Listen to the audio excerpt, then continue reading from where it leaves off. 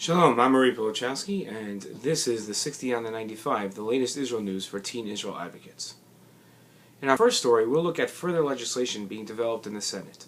A bipartisan group of senators is working to craft a proposal threatening new sanctions on Iran. An aide to one of the senators says that the agreement brokered by Senator Robert Menendez, shown here on the left, and Senator Mark Kirk, shown on the right, will impose new and stricter sanctions if talks between Iran, the U.S., and other nations fail to produce a long-term bargain by the end of the 6-month period set out by the temporary Geneva deal just reached a couple of weeks ago.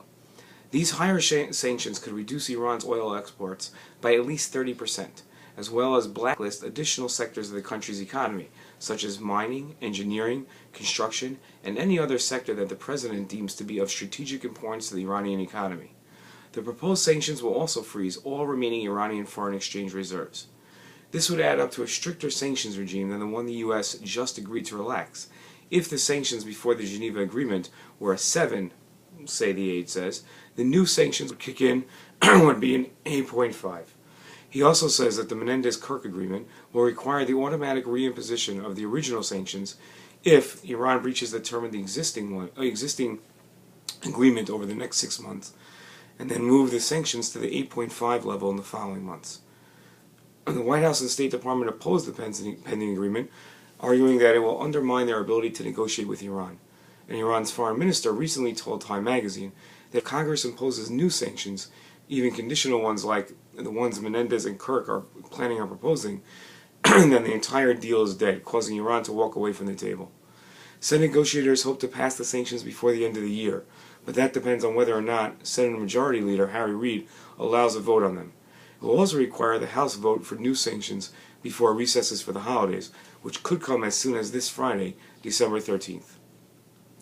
Get ready to lobby strong, meaning that we're going to have to be making phone calls to our local senators and congressmen to ensure that this legislation is passed on time.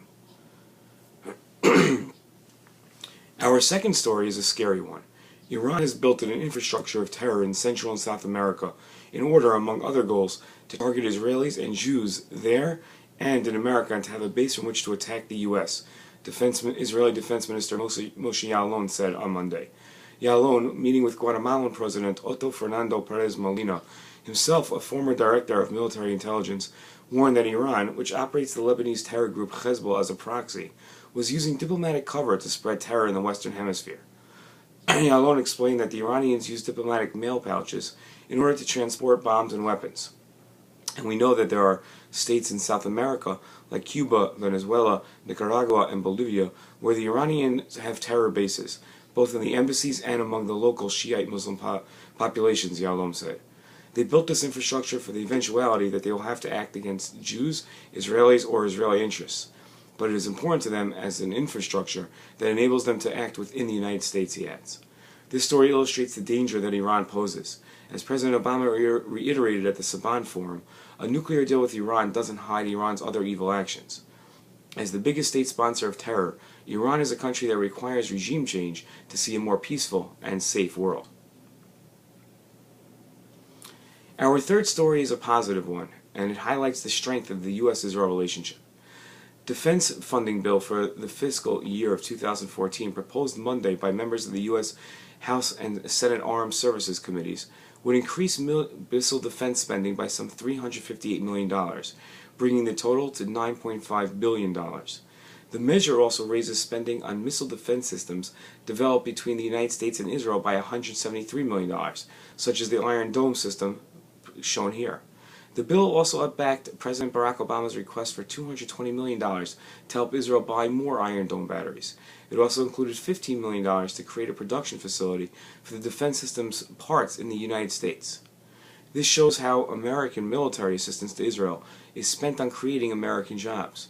This new aid, designed to build more Iron Dome batteries, new Arrow missile systems, and a host of other joint defense projects, all take place within the United States. We have President Obama and the United States Congress to be thankful towards. That's been today's 60 on the 95, the latest Israel news for teen Israel advocates. We hope you'll tune in next time. Have a great day, and let's look forward to peace in Israel. Shalom.